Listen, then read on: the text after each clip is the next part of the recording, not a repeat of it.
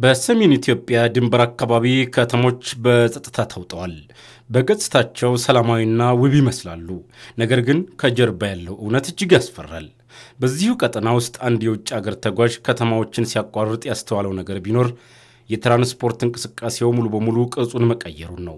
በውቅሮ ከተማ የነዳጅ ማደያዎች ባዶ ናቸው። መኪኖቹ አቁመዋል። ነዳጅ በይፋዊ ማደያዎች አይገኝም። በመንገድ ዳር በጥቁር ገበያ እጅ በእጅ ይሸጣል።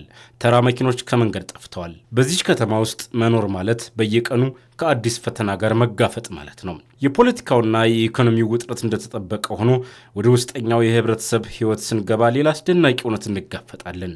የትግራይ ህዝብ እንግዳ ተቀባይነት። ባህላዊው ህብስት ወይም አምባሻ ከፉልና እርጎ ጋር ተቀላቅሎ የሚቀርበው የቁርስ ስነ ስርዓት የትም ቦታ የማይገኝ ጣዕም አለው። እዚህ ቦታ እንግዳ ከሆንክ ገንዘብህ አይሰራም። ከቁርስ እስከ ባህላዊ ቡና ድረስ አብረውህ ያሉት ሰዎች በነፃ ይጋብዙሃል። የዕጣኑ ጤስ ሲወጣ፣ የቡናው ማዛ ሲበታተን የጦርነቱንና የችግሩን ጥላ ርቆ የሚያስረሳ ይመስላል። በአዲግራት መንገድ ዳር የሚሸጠው የቁልቋል ፍሬ ወይም በለስ የዚች ምድር የተፈጥሮ በረከት ነው። ሕፃናትና እናቶች በመንገድ ዳር ቆመው ፍሬውን ይሸጣሉ። ነገር ግን ከዚህ ፈገግታ ጀርባ ያለውን የኑሮ ውድነት ተረድቶ ተጓዡ ከተጠየቀው በላይ ክፍያ ሲፈጽም የሚታየው ደስታ ሕዝቡ ችግር ውስጥ እንዳለ በግልጽ ያስረዳል። አሁን ደግሞ ወደ ክልሉ ዋና ከተማ መቀሌ እያመራን ነው። መቀሌ በውጭ ገጽታዋ ዘመናዊ በህንፃዎች የተሞላችና ሕያው ከተማ ትመስላለች። 22 ተብሎ የሚጠራው አዲሱ የከተማዋ ክፍል በሆቴሎችና በንግድ ማዕከላት አብቧል። ነገር ግን ከዚሁ ድምቀት ስር የተሸሸገ ትልቅ ፍርሃት አለ። ከተማዋ በራሷ ባንዲራና ሕግ ነው የምትንቀሳቀሰው። ነዳጅ የለም። የካሽ ገንዘብ እጥረት አለ። የኢንተርኔትና የግንኙነት ገደቦች አሉ።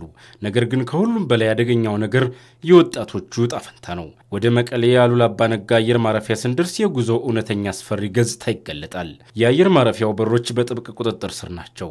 በዚህ ክልል ያሉ በርካታ ወጣቶች ወደ ወታደራዊ ግልጋሎትና ወደ ያልተፈለገ ጦርነት እንዳይገቡ በመፍራት አካባቢውን ለማምለጥ ይጣደፋሉ። አየር መንገዱ በቀን 1 ወይም 2 በረራዎች ብቻ ነው ያሉት፣ እነርሱም ወደ አዲስ አበባ ብቻ። ትኬቶቹ ሙሉ በሙሉ ተሽጠዋል። ወጣቶቹ በየፍተሻ ኬላው ይቆማሉ።